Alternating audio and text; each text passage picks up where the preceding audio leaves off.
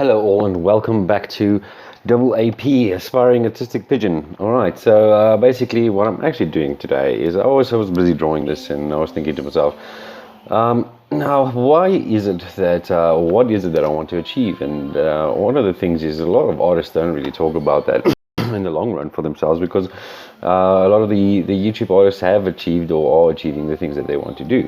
So I'm currently trying to get to the position where I need to go, and okay, just quick note here on the side. Yeah, this is my Thor drawing, my Odin drawing. Got that online. This is actually the Thor drawing, so this was quite nice for me to do. As you can see, I'm just busy with the line work now, and I've got the world snake there in the background. It's actually the story behind Thor. You could check that out. But not the comic book Thor, the actual Nordic legend or mythology. Anyway, so yeah, I was talking about how on what are my goals and what is it. This isn't just for my Indiegogo campaign, because I'm going to put it up there on the playlist. But this is more to engage you guys, and basically, what I want to achieve as an artist is, later on in life, right now, it's just the simple things, just getting a business up and running, getting my work going out there. And I think the main thing that I would love to achieve right now is just getting customers to really see the capabilities and to really enjoy what I can do. But that is my immediate goals, and I think it's very important to keep in mind to have these long-term goals in as well. And what my long-term goal is, I would love to have an artistic company. Basically, my whole idea is just to have a bunch of artists, whatever you need, and you go to the site, or you go into the store, or whatever. It doesn't necessarily have to be a store, but it would be nice to have a physical location as well, where people can just walk in and see like a whole. This is actually one of my cousin's dreams, is to see these people walking into the store, and as soon as you walk into the store, you see several different artists busy with their work, and they can be concept artists, they can be tattoo artists, and it kind of is a place where you can go and just get the artist that you need. Where that's kind of the idea of a lot of these illustration sites, where you get, but I think it's more engaging, because you'll be able to sit down with the artist for a little bit, obviously not all the time because the artist has to work, but they can explain their process to you, and once they're done explaining, you can decide whether you want to hire them or not. And I think that's a fantastic idea for real life, where you have these normal times where you on the net, and it can get a little bit impersonal, because all we're doing is typing up, and it's difficult to get people to notice you if all you're relying on is your actual text, and you don't have much knowledge of the social networking aspects of everything. And I think that's important for every artist to really keep in mind. Where are they going, and what do they want to do with the rest of their lives? And it's kind of like what one of the artists said on one of the YouTube channels I checked out. I'll have to just check it up and leave descriptions for you guys, or links to them. But he said that, and it made sense. He read a magazine, that it was a sporting magazine or something like that, and he read that, as long as you're good at something, if you're good enough at something, someone's going to hire you to do it. So if you keep that in mind in art as well, if you, depending on which range you want to go into art, there are those people who are like savants at art, and they can do anything, and that all just takes time. But when you are still beginning out, it's like you have a specific style, and if you practice that style a lot, people are going to begin noticing, because that's going to be your style. We don't all draw the same. We don't. It's just factual. And I think that if you draw enough of your style and get everything worked out, and it begins looking really, really fantastic, and it's got that uniqueness to it. That's what people look for, because everybody wants to draw like somebody. And especially if you're going into the comic book industry, it's difficult to break into the comic book industry because of the speed at which these people draw. And that's not the first thing. They draw extremely fast, so they can produce a lot of content and a lot of product. And the second thing is they're extremely stylized. So if you want to go into drawing comics, my best advice is just really define your style within comics, because you got to stand out from the rest of the crowd. You can't draw like Jim Lee, and they've already got a Jim Lee, and they're not going to really notice you too much then, because you're not standing out. You're already drawing like someone they have or that exists. So the better advice is to kind of like get your own style and really work on the amount of speed that you're doing there. But the whole thing that I'm talking about is really just getting in mind what your actual goal is. Because you know what, I've sat for a very long time in my life where I haven't had a clue on what I'm doing with my life and where it's going, and that's very apparent because of my current success. And that's because I didn't stick too much. I tried everything, because art is a very difficult industry to break into. It really is, and I'm still breaking into it. But without sticking to something, really sticking to it and sticking at it, you kind of divert your attention into everything else, and you begin to lose your way a little bit. So if you have a kind of an idea of where you're going, then that's basically all you need. Because and also just to know what you're going to do, just stick to it. Because that's why I say keep at it in my slogan. Keep at it, because if you don't keep at it, it's going to be difficult for you to eventually break into everything you need to break into. Because I've tried everything out there. I've tried surveys. Look, I'm not in a country that is great for surveys, and I'm also not in the great position for, so I'm airing it out, and I'm honest with you guys. I'm telling you how it is, and that's why I've got my Indiegogo campaign right now to help me get the equipment that I need. And but if I had stuck to my art for a long time, I grew up in a family where my art wasn't really appreciated. Not kind of want to insult my family now, but my art wasn't very noticed, and it was never really. It was more of a personal thing. So that's why it's taken me so long to kind of decide, okay, I'm going into art. Because I was drawing a lot, and I drew in school and stuff, and even in one occasion when I drew in school, the teachers ended up tearing my drawings up because they were like, it's satanistic. And I was like, okay, it's not. It's based on a game. It was actually Warcraft back then, and Dungeon Keeper. Now I can see and understand where they were coming from, but I also just was really pissed off, because that was hours of work that they just destroyed in a moment. So you watch your work getting destroyed in an instant, and you're like, wow, okay. And then you see what happened then was my parents told me that you're not really allowed to draw that at school now. That was a bit of a shock to me, because I was like, okay, but I took the time, and this is what I did. This is what I do.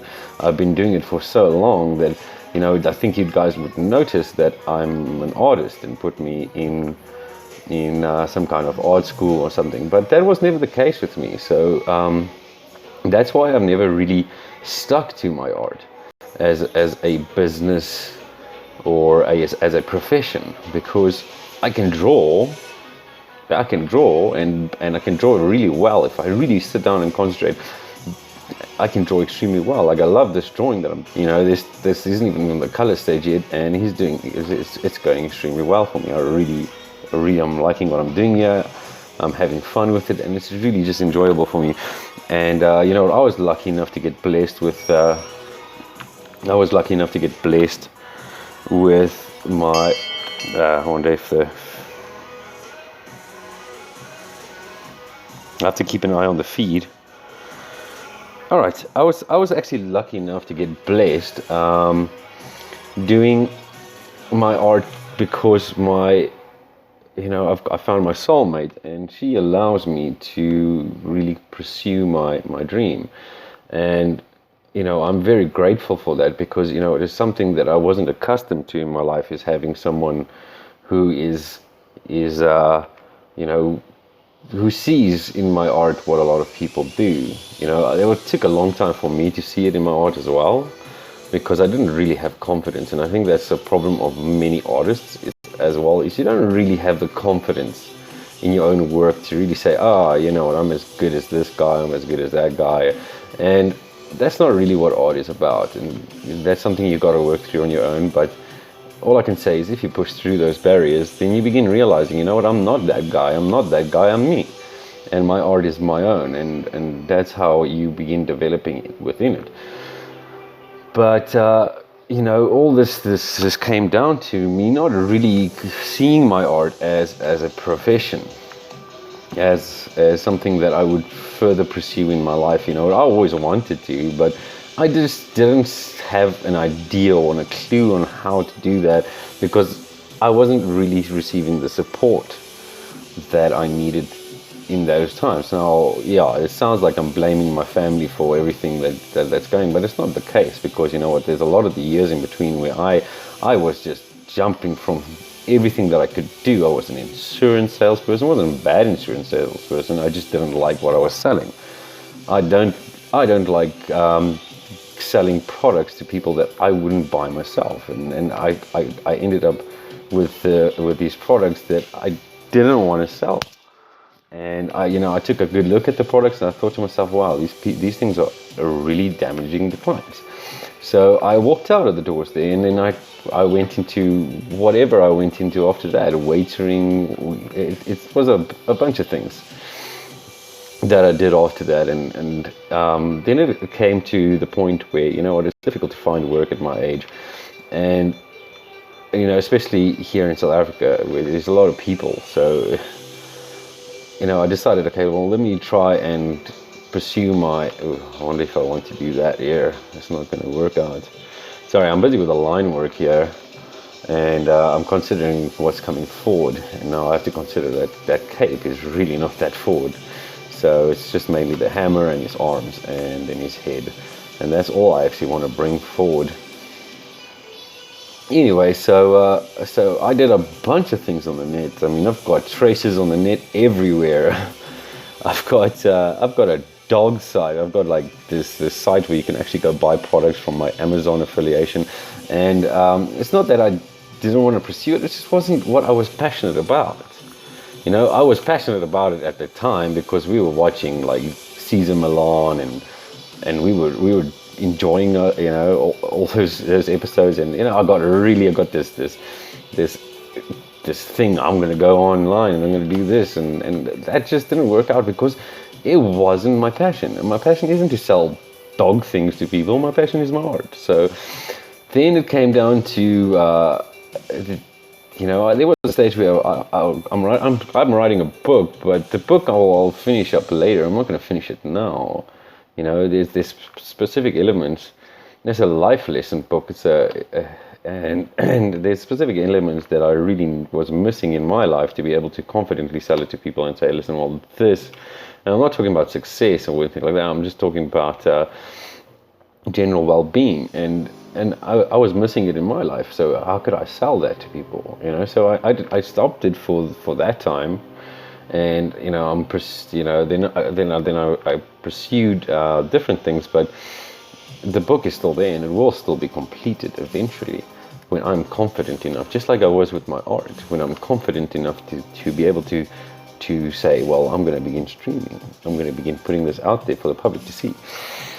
And that's a big thing, is when you begin when you're able to, and I think that's also another way to build your confidence within art. It doesn't matter how great you are in art. I've seen some horrendous drawings out there, but you know what? Those people are still putting themselves out there. If someone's going to come and criticize it, they can work on those things. That's information that they can receive to better themselves, and that's commendable. You're not confident in your work, but you're putting it out there. And for me, it's a difficult story because that's why I say with me, art is very private. Art was extremely private affair to me. When people came to ask me, what you're drawing, and that was one of the most irritating questions anybody could ask me in my life. And I think back to then, I think to myself, what I should have said to those people, I should have told them, listen, I'm drawing, because they could stand there and criticize it, and and you can build up the critique. And I think that's also what you're afraid of when you first start drawing. And I don't think you need to be afraid of it. Critique is part of being an artist. You need people to say, listen, well, this piece is not that good. This piece looks like garbage. You need to work on this and this and that. And it doesn't matter how you get the people that are the trollers that's going to really get hold of you. But that doesn't mean that you have to give up on yourself, because trollers are trollers. But that you have to look past. You have to look at the comments that's going to be useful. I always used to have a saying when I was younger. I always used to say that if someone gives you advice, take in what's important to you. If you can learn something from it, just learn something from it, and then if there's something that's not quite useful, just cast that away and keep the part that was useful in your mind. I watch a lot of different channels, and obviously that includes art channels, and just stumbled upon like a really fantastic one today, actually, with the ex-Disney artist. I'm terrible at names, guys. Please forgive me. I really am terrible at names. And he does fantastic art, and he was talking about people like to say others are cheating when they're doing digital art. No, I don't view it like that. It's like, I view it as a tool, and whatever tool can get the job done is better. And it's not that I'm doing those things. I'm not. I usually draw more traditionally, as you can see. My Odin drawing, maybe, I had to make a brush for it, but I made that brush for the pattern and everything, and then I put it in there. And it just made my life a lot easier to do that, because otherwise I would spend hours filling out this character's chainmail. Whatever can bring you to your works getting finished, that is not a cheat. That is a tool. All right? Cheating to me is like putting in a game where you get a lot of money. Cheating is basically the fraud of life. I'm cheating you out of your money. But if you're going to give someone a product of quality that they really like, and whether it be digitally painted by your own hand or textures that you copied from a photograph, it doesn't really matter, as long as that client is getting what they are paying for. That is the main thing. If it can help you do your things faster, the age of production is to do things faster. And I'm not saying fast is better, but I've seen some amazing artists out there who really work extremely fast. And yes, they use digital brushes that do things that certain brushes like the normal brush can't, and that you wouldn't be able to do on a traditional format. But you know what? You can't hate on that. The world is moving forward, and to my mind, and this is really, really, really important to note, is that when we were cavemen and we discovered fire, hasn't it been developed since then? Is it cheating to use a lighter to light up a fire? Is it cheating using gas? It's not a cheat. It's discoveries and development. So I'm all for this. This guy worked for Disney. and he obviously had to take a lot of shortcuts, but he also did traditional. He worked on Brother Bear, and he that was the last hand-drawn movie that he did, and that was hand-drawn. Obviously, with a team, it's a little bit difficult to do it on your own, but they still did it with their hands and everything.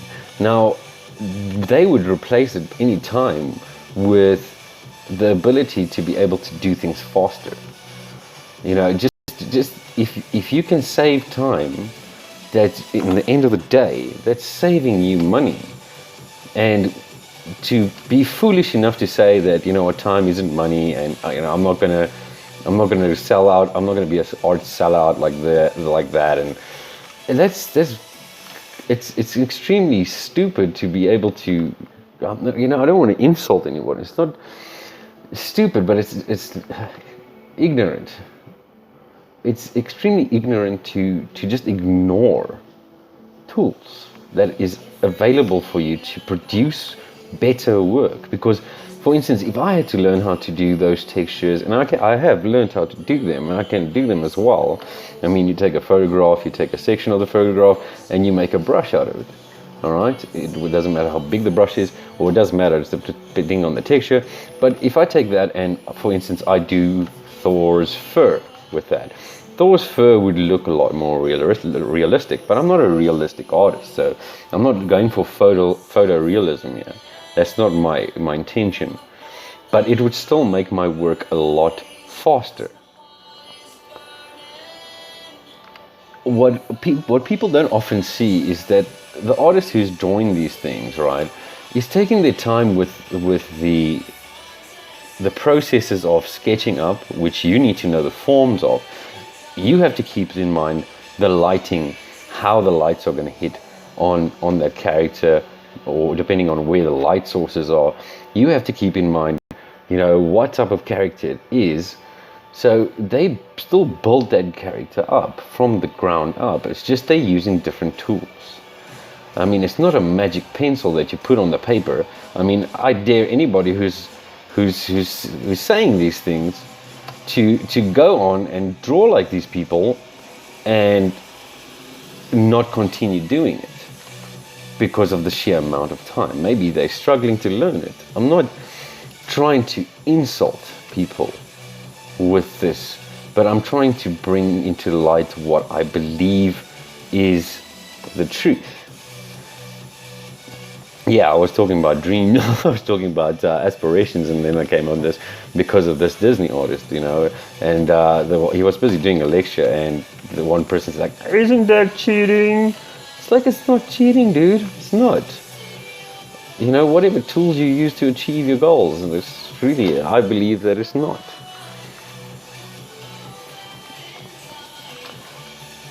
So, at the end of the day, it's just another tool. I mean, you're not going to try and open a coconut with your hands, are you? You're not going to, if you're a digital artist, you're not going to sit there with your pencil and draw on the screen. No.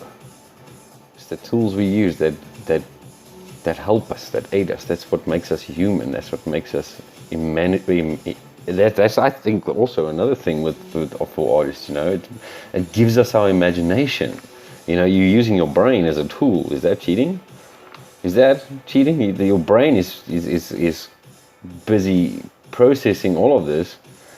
Is that cheating? No, it's not cheating. But anyway, so to return to the original topic of what I was talking about. Come now. I have to touch my screen every now and then. That's why my taskbar opens at the bottom. Alright, I think the line work definitely is bringing his upper body forward, and that's what I wanted.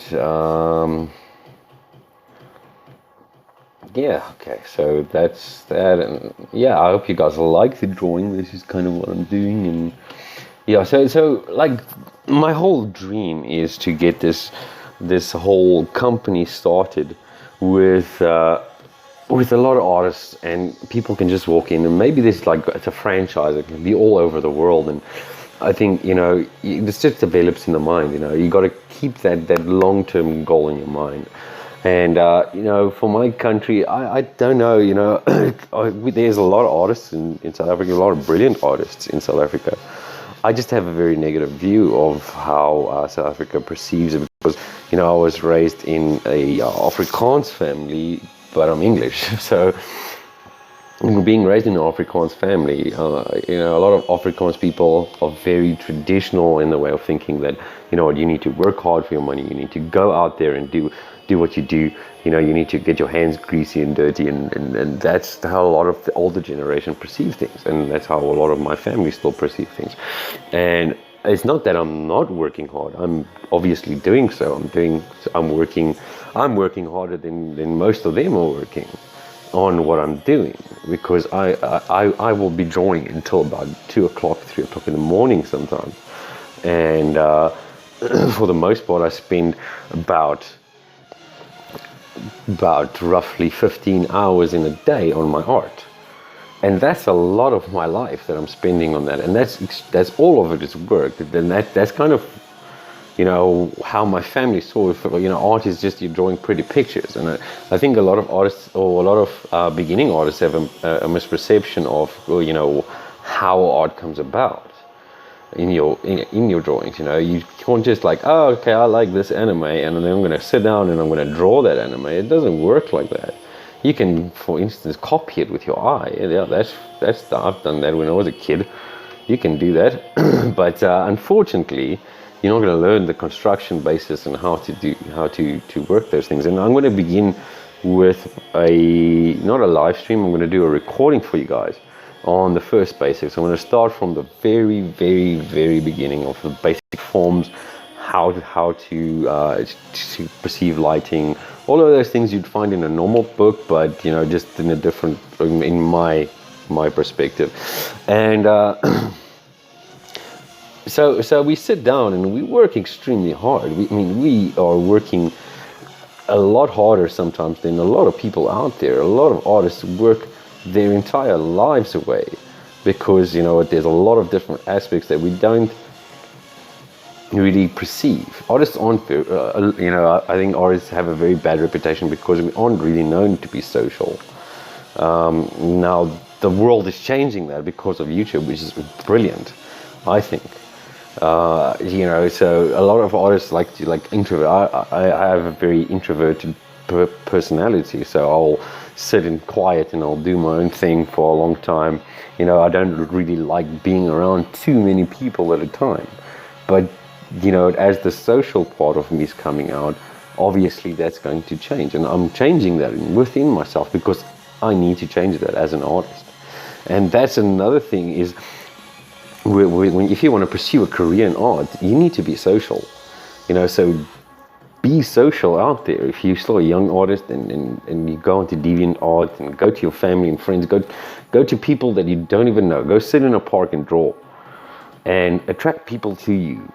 That art is a natural attraction for anybody, because nobody can say that if they see a guy on a park bench busy drawing something on a canvas or on his sketchbook or anything like that, that they're not curious for what that person is doing, because that's kind of how our minds work. We want to know what's going on. And that's really just a social instigator. Art is such a brilliant social tool as well, because it helps bring people together. Sorry, my throat is like a bit tight here. It's been raining for a couple of days here. Quite nice. But yeah, anyway, and that social interactions that you do then, trust me, this is really the truth. And it's not how I did it when I was growing up. It was kind of like, let me just take, oh wait, I want that layer, I erased him. So, take that layer away. Let me know what you guys think of this drawing. That'll be like really cool. Okay, so this is my Thor, and this is pre-color. So, I did Odin the last time, and now I'm doing Thor. I think it turned out pretty damn cool, and what I'm going to do is, there's a lot of elements that I still need to add in, but that's only coming in the color phase, so that's why I left it out. But I think that looks pretty cool for a line piece right now. And this is also going to be one of my shirts available. Shameless binge there for myself. And please check out my Indiegogo campaign. You know what, I can use anybody's help. You know, just please spread the word out there. I really do need the tools that I'm talking about on there to forward my business. And it would really be very kind of you guys to be able to help me get word out there of that campaign. Whether it be word or, you know, you guys are donating something, that would be great. And also just note that I'm going to be doing, I did put benefits in to it, like perks. They call them perks. And what the perks are is normally like an item that you receive that is shipped to you and things like that. And that's also what I'm going to do. But you know what, I might actually change the perk. I might actually do a initial image for it, but mean that it can be more immediate by that person. So basically what I'm doing there is I stated, you know, I'm going to do a specific type of image for a person, and the image is going to be very unique for that person. It's not an image that I have on my Threadless account, and it's not an image that I'm going to put on my Threadless account for whatever product I created on. So you leave me a comment and say whether it's better for the high-res image or the actual item, because, you know, I'm more than willing to do either one. But I want you guys just to understand that those things are going to be unique for the person who receives them. Nobody else is going to have it. It's going to take me some time to do all of them, okay? So I will put a deadline in for everybody. That's for damn sure. I'll put in a deadline and I'll say, well, this is going to take me this long. I've still got another 10 people that I'm doing this for, but yours is in the queue. So, but it's still gonna, but you're gonna get it. So it doesn't matter if it takes me 2 to 3 months to get you your product, you're gonna get it. I'm just the one working on it, and I want to make everyone unique. And I think it's much more worth the value of what the actual product is like being shipped out, you know, the price. So the value of having a specific and unique piece that you alone have is outstanding. You know, I think that's an amazing thing. Anyway, so yeah, that's my Indiegogo campaign. It's called Help the Pigeon, you know, achieve his dream. So I changed the name from Equipment to Dream because I thought, you know, let me make it a little bit more appealing to people, because you know, it's just going to be more appealing with a little cute character. And I did a new thumbnail for that as well. Yeah, I'm actually doing quite nicely on DeviantArt now. Not like business-wise, but there are people that like my stuff, and I am very happy and chuffed about that, because, you know what, I was always afraid to put myself out there. Happens when you're an introvert. So getting into the social game of things, and that's my main plan right now, is just to get into the social game of everything and get my work known out there. And that's why I'm doing this partly as well in the YouTube thing. And I want to add value to people's lives as well, and that I think is extremely important, is to be able to say, well, you know what, I at least try and add value to the people who are watching me. And I'm not just going to be talking about art. I'm definitely going to be talking about art aspects. And you know what? I have learned a couple of things. And I have, even though I am not currently in a position to say, well, this is how you achieve things, or this is how you, I can't actually say how you achieve things, because I know how you achieve things. It's got to stick to it. And this is like roughly my 3rd month of sticking to my art right now. And that is, I'm still, you guys can see how the progress with me goes.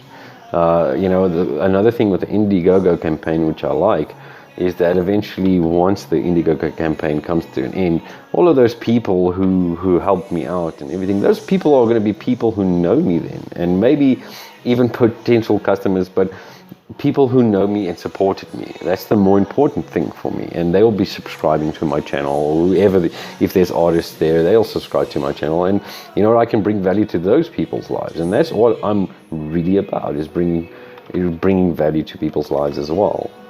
And that's why I don't just stream for the fun of it, I don't just stream like tutorials and things. I'm still getting there, you know. I'm still working out the way to get there, but You know, I'm so used to drawing from scratch on my own that it's difficult to, when you're explaining. I've tried it once and it didn't work out very well.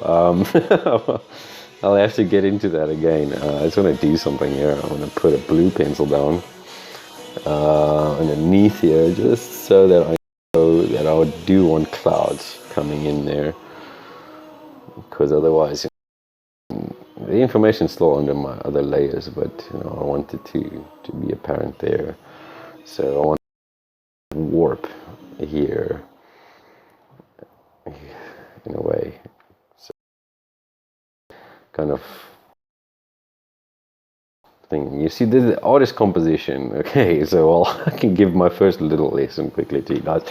Artist composition is basically how you present your piece and how everything looks. Now there's several different ways to do artists or to compose things. There are videos that I just have to get to it. I just haven't got time to get to the links for you guys, because I'm so busy with my Indigo campaign. I'm so busy with my work that I just don't get to do those links. But I'm going to get those links for you guys, you know, after when I check these videos out again myself. And there's an artist that talks specifically about artist composition, which I found a very helpful video. Now, the way this piece is, it's actually, if I take this, let's take a new layer at the top, so that you guys can actually see what I did here. Now, I considered there's a specific form, it's a triangle, all right? You can see the triangle form there. All right, now this triangle, what it does is it not only pulls your eye upwards, but it's pulling your eyes back down. All right, now bad points in the composition is the fins sticking out, but I wouldn't say it's too bad because they are ending at a point. Now once the eye ends, the eye tends to follow lines, so it's a line that's coming in. So whether your line is coming, you'll see that my main focus is the head. The line work is more apparent there, and that's where the focus is. The center of this specific piece. Okay, I'll actually have to write in the comments, so stick around, there is an art lesson in here somewhere. But anyway, yeah, so yeah, as you can see, and these lines, what they're doing is they're going down, as you can see there, going down. Then you have these lines and they're coming up.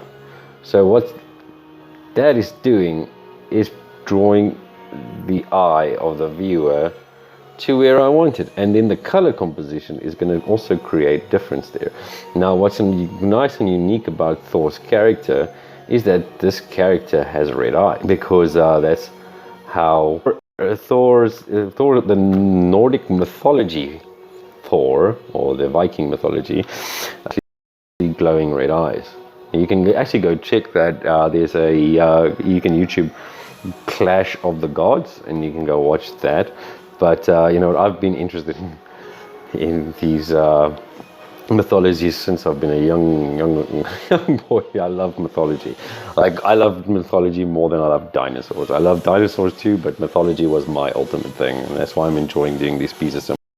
So the red eyes will also get him to bring it out more. That's why you can sort of picture him with worm. The world, I can say worm in the more modern terms, especially the gamers, you know, we'll call it a worm.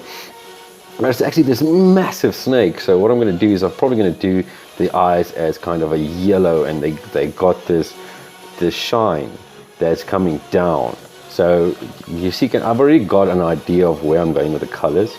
This is a sea serpent, so I will probably reference sea serpents for the colors of this, and then I'm going to make water dripping from it. There's a lot of different elements that I want to put in, a little bit more complicated than my Odin drawing, so I wanted to go where I don't make up in the patterns, you know, the little Nordic pattern, or I'm going to put on the hammer and here on his hammer at the back, and definitely his belt. His belt is an important thing on Thor. Thor's not only his hammer is his weapon, his belt is the thing that actually gives him his strength. So there I'll probably put kind of like a pattern and this glow that's coming out of the pattern. But yeah, I don't even remember. I'm keeping all of this in mind, and I'm keeping these colors You know, building things up with reference. You know, as a young artist, I was always against it. You know, I was also kind of like, oh, it's cheating to use reference. You know, it's as a young artist, that's a very silly notion to have about reference, because you really need to. And you know, as I've said before, and I'll say it again with that other guy's or lesson as well, is that if you've got to work with the right things. If you don't work with the right things from the beginning, then you're building up bad habits, because we just build up habits when we're drawing. So you know, when you draw a circle, it's a habit of yours. So like my habit is to start the circle out and then come in there. So it's better for me to use a tool to kind of draw, okay, this is an oval, but to draw the circle with, because I can't draw a perfect circle. No, there are people that can, but I'm not one of them. And a lot of us aren't. You know, I think that's a very rare thing to be able to do. But anyway, the point is that you build up good habits and bad habits of drawing. Like I've got specific bad habits of mine. Like I had to work out, I'll show you here. This is a bad habit of mine. Okay, let me just get this line worked away, bring on my other work. And I'll show you here what I'm talking. I actually had to rework the hands quite a bit, because I could draw hands, and now all of a sudden I'm struggling again with them. It's weird. Art is weird. But here, as you see here, I hope this thing is on, still streaming. Okay, cool, I'm still streaming. As you can see here, this puffy ball effect here on his arm, that is a bad habit of mine. I have this bad habit with clothing where I will, like, if there's a pinch, I will puff it up like a balloon. And even here, you can see the way the folds run. You know, I still have to study folds properly, you know, again. And there's specific things that I have got very ill habits in, and that comes from a very long time, and it takes time to work those habits out. So just bear that in mind when you're busy with your art. If you're working with reference and you're working with the correct procedures on how to do it, you're going to work a lot better and more professionally, and you're going to learn in the professional way. So rather do that in that way, because it takes a long time to unlearn the habits once you have them. You have to basically replace it. So for instance, I'll have to go and practice my hands over and over and over and over and over and over again until I've developed the good habit of drawing proper hands. And then I'll have to go and take clothes, and I'll have to do the folds, and I'll have to like sit there and sketch those folds and get how those folds look into my mind and create the good habits. And that's how you form those just by doing things over and over and over again. Artist work is repetitive work, but you have to do it. There's no other way around it. You know, if you want to be a good artist, you're gonna want to do things repetitively. I'm not actually going into the color now. Let me just see how long. I don't even know how long I've been streaming. How long have I been streaming? I don't know. I haven't got a freaking clue. I haven't got my recorder on, you know, so my recorder normally tells me how long I've been doing things. Anyway, so yeah, like my bad habit is also working on a very white background. So you know what, I'm now recently learning from the studies that I'm doing through YouTube and a lot of different really great artists out there, that you need to go out and see, I also have that habit of keeping my old layers. I'd like to keep my old layers because I like to see the work that I did on them. I don't like to flatten everything. So once I'm done, I'll flatten, or I don't even flatten. Now, all my work is never flattened. I just never. It's just in the JPEG that it flattens it, or in the PNG, but it just doesn't get flattened because I love to go back and just check how did I got a line there. So I just want to take that line away. Well, I need to get rid of the blue out of there, but I will now. Okay, there we go. All right, so this blue really sticks out of a midtone. Oh, wow. Okay, midtone. So midtone is something that you can work from. That's why I did my Odin picture as well. You'll see my Odin picture is on a black background. I put the charcoal, or it was the pastel, down first, and I worked the way up. That wasn't the mid-tone though. That was a dark tone. It was a very, very, very dark tone. So I couldn't really work any further down on it. I could only work up, and that's not a good thing. You need to be able to work down and up on it. So yeah, it's not the brightest white and it's not the darkest dark. That's why grey is a very excellent place to start. So yeah, I do listen to the lessons that I watch many YouTube videos, so I try and support as many of the artists out there that I can by watching their work. You know, if I had the stuff to go and, if I had the money to go and buy their products and do things, or buy certain products from them, I would do that as well. You know, I like to give back, and I want to definitely get to the position to say, oh, well, I like your work and I want to buy that. I'm going to obviously be able to buy everybody's work out there. But anyway, I'm going to stop the video here. My whole point of this video wasn't to really just show you the art. It was just mainly to say what I do and where my dreams are coming from. And yeah, just to recap, it was about where the dreams are coming from, whether or not you're cheating when you're doing things on digital format that looks like cheating. It's not cheating. It's not cheating. It's just using a tool. Okay. And then the third thing was well, this mid-tone thing, and then the composition of what I did. So that's one way to compose. But go check out artist composition. There is a specific video. It's an Australian guy. I can't remember. You'll see it's a picture of Up. And the guy, the old man, lying on the grass, and the lady he's lying on the lap of the lady on the grass. If you check that video, go check it out. That's color composition, I think. But he's the guy that's got the video that you need to go and check for artist composition. He actually goes through a lot of images, talks about all of the compositions that's within the image, and then, you know, so you know, the golden ratio, the rule of thirds, all of that. But I will also talk about those things. I'm just getting there, so I'm giving you guys advice to go check it out. All right, guys, I thank you guys for watching. Please go check out my Indiegogo campaign. I'll leave a link up down there below for you guys. Please share it as much as you can, and keep at it and keep it fun. Thank you. This is Donovan. Cheers. Cheers, but I always have to get this ready, actually. Anyway, cheers, guys. I'm just going to stop here. You'll see me stop it. Stop broadcast.